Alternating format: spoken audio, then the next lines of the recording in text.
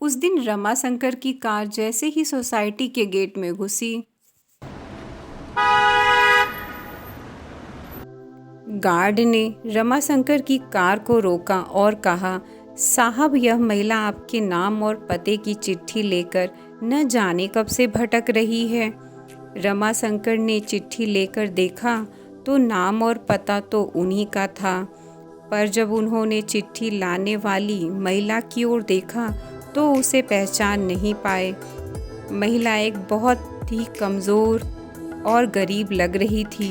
उसके साथ एक बीमार सा लड़का भी था। रमाशंकर को तरस आ गया। शायद बहुत देर से वह महिला घर तलाश कर रही थी। वे उस महिला को उसके बच्चे के साथ अपने घर ले आए, उन्हें बैठने को कहा और नौकर से कहा कि चाय पानी का प्रबंध करे। पानी पीकर महिला जैसे ही थोड़ी राहत महसूस करती है तो रमाशंकर ने पूछा, अब आप बताएं, किससे मिलना है? महिला ने कहा, तुम्हारे बाबा देव कुमार जी ने भेजा है। बहुत दयालु हैं वह। मेरे बच्चे की हालत बहुत खराब है साहब। गांव में इलाज नहीं हो पा रहा था। किसी सरकारी अस्पताल में भर्ती करवा दो बेटा, मेरे बच्चे की जान बच जाएगी। इकलौती संतान है मेरी। इतना कहते कहते महिला का गला रूंध गया और आंखें नम हो गईं। रमाशंकर ने उन्हें गेस्ट रूम में ठहराया। पत्नी से कहा कि खाने का कुछ इंतज़ाम करें। अगले दिन रमाशंकर ने डॉक्टर को बुलवाया और सारी जांच करवाई। जांच होते ही फिर इलाज शुरू हो गया। महिला कहती रही कि किसी सरकारी अस्पताल में भर्ती करवा दो बेटा, नहीं तो बहुत खर्चा आएगा, पर रमाशंकर ने उसकी एक ना सुनी। बच्चे का पूरा इलाज अच्छी तरह से करवाया। शहर में सही इलाज होने की वजह से बच्चा ठीक होने लगा। उसके चेहरे की रौनक लौटने लगी।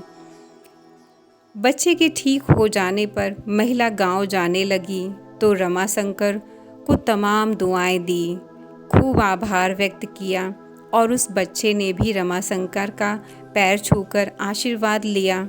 रमाशंकर ने दिलासा देते हुए कुछ पैसे भी दिए और साथ में एक चिट्ठी भी दी। कहा कि इसे पिताजी को दे दीजिएगा। गांव पहुंचकर देव कुमार जी को वह चिट्ठी देकर महिला बहुत तारीफ करने लगी। आपका बेटा तो देवता है, देवता। बड़े भाग्य हैं जो आपको ऐसा बेटा मिला है। हमारा कितना ध्यान रखा पराए देश में, अपने घर में रखा, खाना पीना खिलाया, इलाज करवाया। आज आप ही की वजह से और आपके बेटे की वजह से मेरा बेटा स्वस्थ है और सुरक्षित है।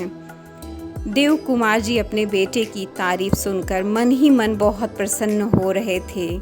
यह प्रसन्नता उनके चेहरे से ही दिखाई दे रही थी। फिर वो महिला द्वारा लाई गई चिट्ठी पढ़ने लगते हैं और पढ़ते पढ़ते दंग रह गए। उसमें लिखा था, अब आपका बेटा इस पता पर नहीं रहता है। कुछ समय पहले ही मैं यहाँ आया हूँ, पर मुझे भी आप अपना ही बेटा समझें। इनसे कुछ मत कहिएगा। आपकी वजह से ही मुझे खूब आशीर्वाद और दुआएं मिली हैं। उस उपकार के लिए मैं आपका सदैव आभारी रहूँगा। यह पढ़ते ही देव कुमार जी की आंखें नम हो गईं।